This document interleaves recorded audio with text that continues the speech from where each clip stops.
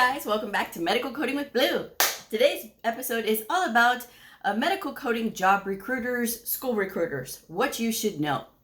If you're brand new to my channel, welcome. I am Blue. I'm a medical coder. Okay, guys. So, I did a video here a while back called Why a CCS Does Not Need a CPC Certification. Okay.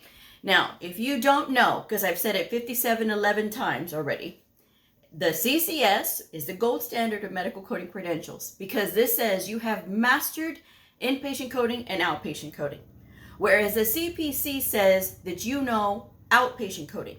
Therefore, there are no questions on the CPC exam about present on admission. There's no questions about ICD-10 PCS, none of those things, right? But the thing about it is there's a lot of recruiters that are guilty of this because I see it all the time.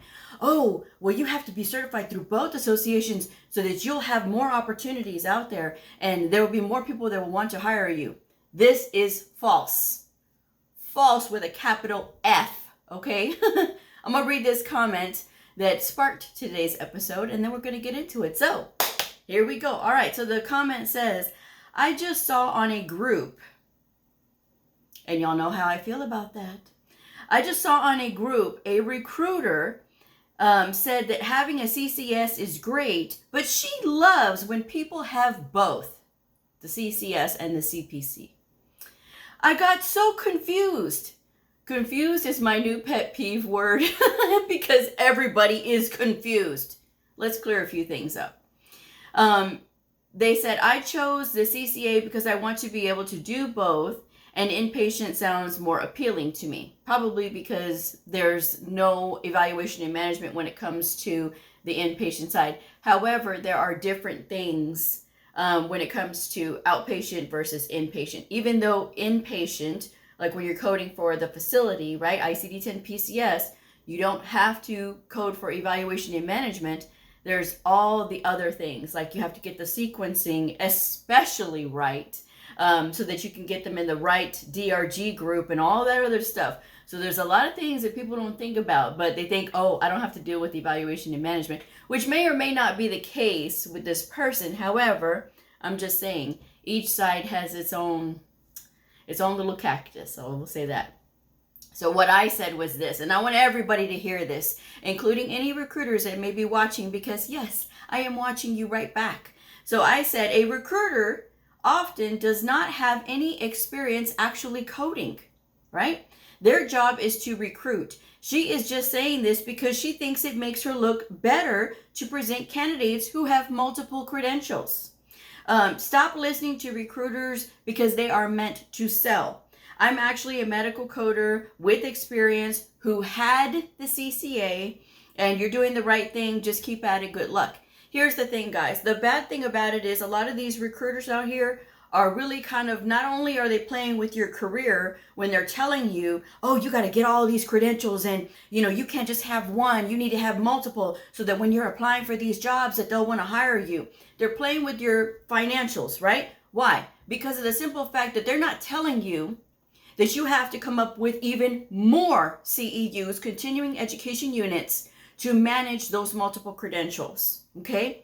Oh, they want you to be a member of both associations. So if you start out with being a member of a HEMA and then you let this misinformation trickle into your head and then you say, okay, well, I guess I have to go get AAPC. Now you are saddled with, get this, what is it, $205 every single year is a membership fee. Every single year you have to pay this. With a HEMA, you are not required to pay a membership dues, right?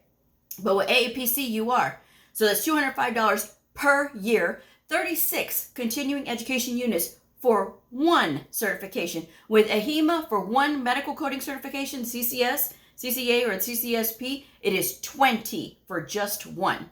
With AAPC, it is 36. 36 for one. And if you get the CPC and you have no experience, and so you're starting off brand new, they're going to make you have the CPCA, the Certified Professional Coder Apprentice, for the first 2 years. Oh, what? You don't want to be an apprentice for 2 years? Oh, okay. Well, we can sell you another product that can help accelerate this process of this removal of the A. So if you take our program for Practicode, that'll be an equivalent of 1 year of what we believe a new coder would do in the first year. So that'll take 1 year of work time off so that you're not having to do 2 years. You don't have to do 1 year. Well, guess what, guys? You still have no experience. And so some people think when they hear that it's equivalent to 1 year of work experience, oh, I could put that down as work experience. No, you cannot. Because again, first of all, it is an educational product. Practicode is an educational product. You are doing this by yourself. It is 600 something records that you're coding. These are real world redacted records. And they say, well, Blue, I can practice on those because that will help me because I need to look at like actual notes. No, what you need to do is actually go through the workbook and make sure that you're understanding how to look up the codes. Because when you get in the real world and you start looking at those records, it's not going to be so easy for you to understand, even though these are real world redacted records. If you don't know the codes or what you're looking at, that's going to be the biggest part of the problem for you, because then you'll be even more confused. People are not confused. They're just not studying or they're not doing their research. So stop misusing the word, I'm confused, because no, you're not. You just are brand new. You just need a little bit more time to study, or you need to be doing a little bit more research. Stop waiting around for these recruiters, because I have had several recruiters. There's one particular one that was very annoying to me on LinkedIn, contacted me through LinkedIn. And in the beginning of having LinkedIn as part of my social media channels, because you all had, kept at it till I made a LinkedIn. So I finally did a few years ago. And this person was a recruiter, has been interviewed by multiple creator channels and things like that. Guys, I'm not into that. If you have been interviewed by a whole bunch of people and you think, oh, well, you want to be interviewed with me? No. I don't do that. I don't follow the crowd, because trust and believe, when I do an interview, it's going to be with somebody that has not been interviewed by everybody else. Why? Because I do my own thing. But this guy was very insistent, so much to the point that he was annoying me. And he had connected with me, and I accepted the request, whatever, fine, because I was brand new to LinkedIn, not really thinking about it. And then he kept sending me messages, oh, if there's anything that I can do for you, if you want to interview me, just let me, no. And he kept on. So I finally blocked him, because that's how annoying he was to me. So that's the thing, guys. When you're out there with these recruiters are meant to sell. That's part of their natural nature of their being, is to be very persistent. To me, that was very annoying, because I already told you, no, I was not interested in interviewing you for my channel. I don't do that. That's not of interest to me, because we're not the same. Recruiters and medical coders, we are not the same. It's different if you are a hiring manager. You're somebody that would be interviewing these people. If you're a recruiter, you're trying to get the people, you're trying to draw them in, you're trying to get them interested and fired up about these things. So that's why you start using selling tactics. But oftentimes these are the people that a lot of people are exposed to first, because, well, this is what, I'm interested in medical coding. So they go to a recruiter, either for a school or, they're trying to look for a job. I will tell you now, if you're going to a recruiter for a job, and I'm going to be very blunt with you, and if you take this if you're offended by it, that's on you, because again, there's too much feelings and sensitivity out there, but it's lazy. If you go to a recruiter, it is very lazy. Why? Because recruiters are wanting people who have specific sets of skills or specific sets of experience and that kind of thing. Why? Because their client is looking for this specific thing. And if that candidate does not meet all of these parameters, then that recruiter is no good to that employer. So they're going to be looking for somebody who has a bunch of credentials, because again, they don't know better. They don't know that the CCS is already the gold standard. You do not need a CPC to go with the CCS. Now, there are some people who go to schools that push that you get both of them. And if you don't know better, you don't know better. You're going to just do it that way. That's fine. But I'm trying to catch those beforehand, before you think you need to put on this whole plethora of credentials, and you don't. because of the simple fact that, again, if you understand what these credentials mean, you're not going to double up. The CCS says that you have mastered inpatient coding and outpatient coding. This says that you know how to use the ICD-10-CM manual, that's your diagnosis, right?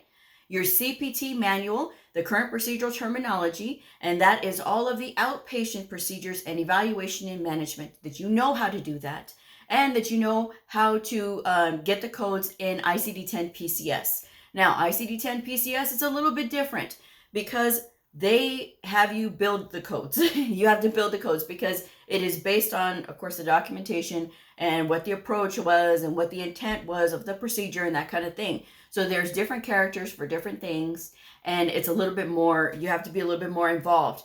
With inpatient coding, you have to really be on your medical terminology game and your anatomy game. If you think that, oh, well, it's so great to do inpatient because then you don't have to do evaluation and management, you are still going in for an uphill battle, because if you don't understand anatomy and medical terminology, that'll get you real quick. That's why a lot of times they say they want people to have experience. However, there are people who get hired without experience all the time for inpatient. It really all depends if can you pass an assessment test. And a lot of people will run around looking for the shortcuts and how can I pass an assessment test because they want to know specific things. It is a general, broad stroke knowledge that you have to have. And how do you get that? You get that by working through the workbooks. Do not ask me what workbooks I recommend because they are all in the description box below. And yet I still get the question, where do I find the books? Where do I find the books? Or I get, I'm having a hard time finding the books. It's impossible to have a hard time finding a specific book because there's always Google who can tell you what retailer has it. And so that's where you have to go. So it's, again, part of doing your research. But back to these recruiters. They are often, even if they do have credentials, like maybe they have a degree in health information management or health information technology or something like that, or maybe they even have a CPC themselves or a CCS. Sometimes they haven't been in the industry that long, or maybe they just never did the coding and they just kind of, did this because maybe they couldn't hack the coding. I don't know. Every recruiter is different. And sometimes they don't even have any credentials at all related to coding. But they get very excited when they see somebody, oh, well, you have multiple credentials, so this is going to cover everything. No, it's making it easier for you, the recruiter. You're not making it easier for the new person who's trying to get into a new career field that is very competitive, that is very intense and very expensive. And then you want to go and add more expenses for this person because it's not your money, it's their money. Who cares? Who cares that they're having to rack up all these credentials? All that matters, right, to you, the recruiter, is that you are having this candidate with multiple credentials that, oh, I could put this person anywhere. Wrong. If you cannot assess that person's skill or really kind of know and understand what they want or what their motivations are for why they want to be in the outpatient setting or in the inpatient setting, you have no business being a recruiter. All you are is a salesperson. That's all you are, is a salesperson. And you all need to stop listening to salespeople. And again, if you get so confused when you're in these groups, you need to get out of them. I have said I do have a Facebook group for Medical Coding with Blue. I do keep a tight rein on those comments that are in there. I do not allow for foolish questions to be posted. I do not allow for recruiters, and I definitely do not allow for like spammers or anything like that, like that are advertising for other things. I don't allow that in my group. So because of that, the conversations that are going in my group are a lot higher quality because it's not going to be about like, what can I sell? What can I sell? Or I want to push this credential, that credential.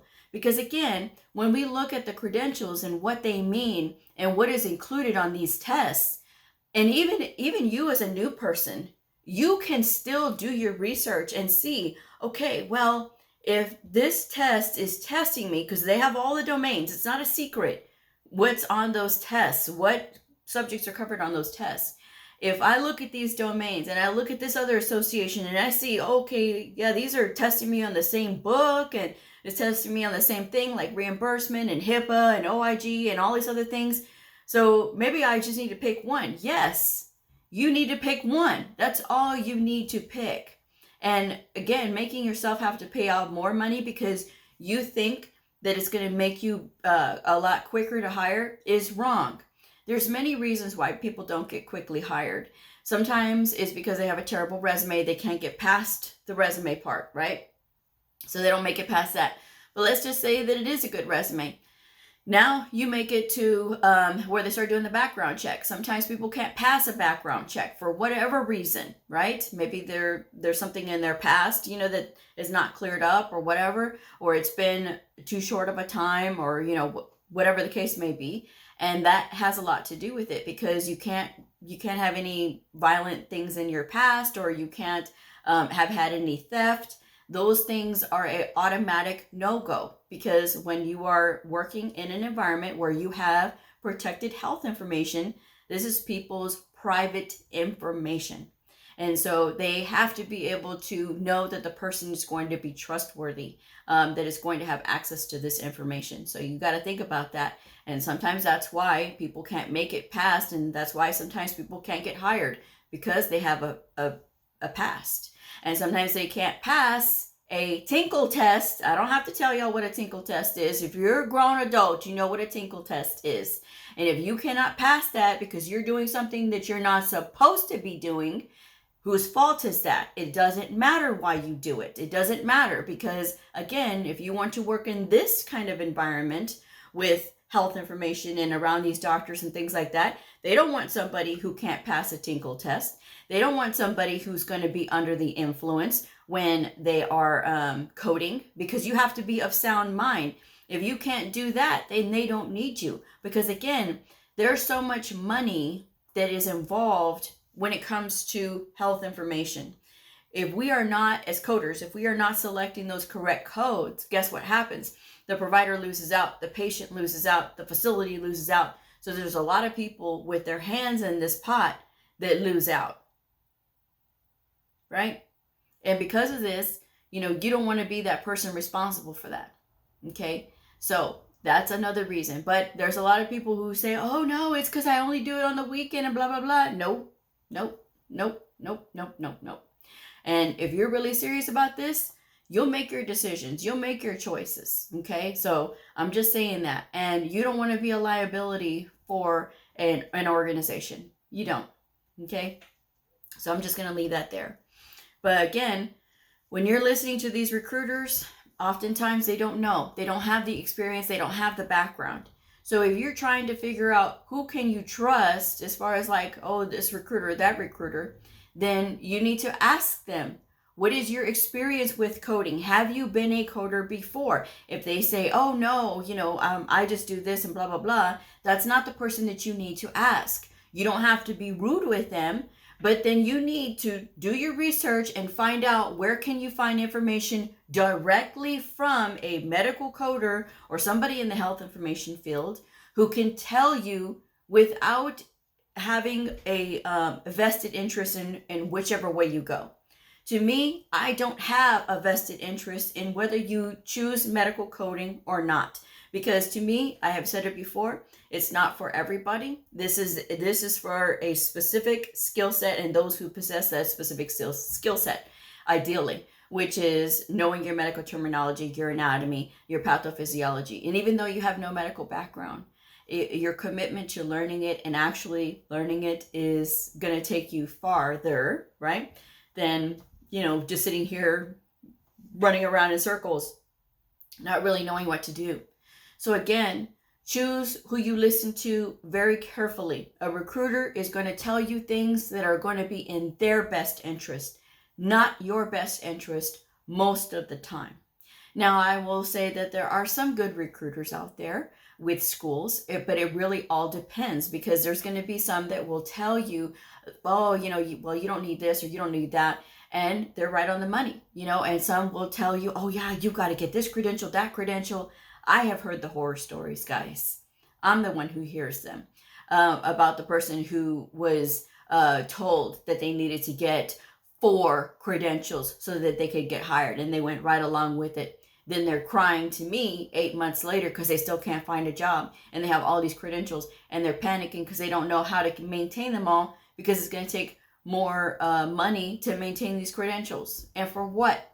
Because you were doing exactly what you were told. Guys, this is where I'm telling you, you have to exercise critical thinking. A lot of you just want to be told what to do, and you can't do that. Not in this world, not in this life. You have to question things. You have to verify. You have to ask questions back. And then you have to decide for yourself. Not just let other people decide for you. Because if you let other people decide for you, they will do things that are in their best interest, not yours. I'm just saying. So with that said, again, if you have a CCS already and you're considering getting the CPC, you do not need it. You do not need it, because the CCS says you have mastered inpatient and outpatient coding. And if you have 2 candidates, one has a CPC and one has a CCS, that one with the CCS is going to have more opportunities because they can code anywhere. They can code in any setting. And so an employer is going to look at that person like catnip and be like, oh, okay, this is the person that we need, because we may put them in the outpatient setting for right now, but we never know. We may need to put them in the inpatient setting. And if you're one of those people who says, well, I don't want to be moving around, I don't want to be bounced here, bounced there, the more exposure you have to different clinics and different settings of coding, the more you can rack up all of your skills, the more opportunities you will have. The more opportunities you will have, there's no limit to what you can do in your career. I'm just saying. So with that said, it is your career, it is your journey, it is your whole path, okay?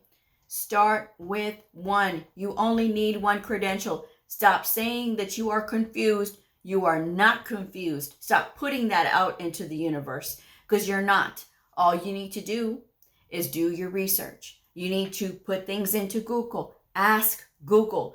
Get with other veteran coders and then ask them directly, hey, I found this and I found this. What do you think? Or this is, blah, blah, blah, whatever the case may be. But you don't go to recruiters, because again, they are there to sell you a product. They're there to sell you a school. They're there to sell you on an employer. Do your research, do your due diligence. And that way you can make sure that what you finally choose, it is right for you. It is not going to cost you additional monies that you may or may not have. And guys, it's not worth it to get all of these loans and everything like that because you're trying to rack up all of these things because you think it'll make you look better. It won't. What will make you look better is actually knowing the material, knowing your medical terminology, knowing your anatomy, knowing your pathophysiology. Spend time learning that. And trust me, that'll open up a heck of a lot more doors than somebody who has a bunch of credentials who can't even tell the recruiter, or not the recruiter, but the hiring manager, half of the things that they need to know. I'm just saying. So with that said, I'm going to wrap this one up. Thank you guys so much for joining me. If this video helped you, please like, subscribe, and share. And I will see y'all next time. Bye.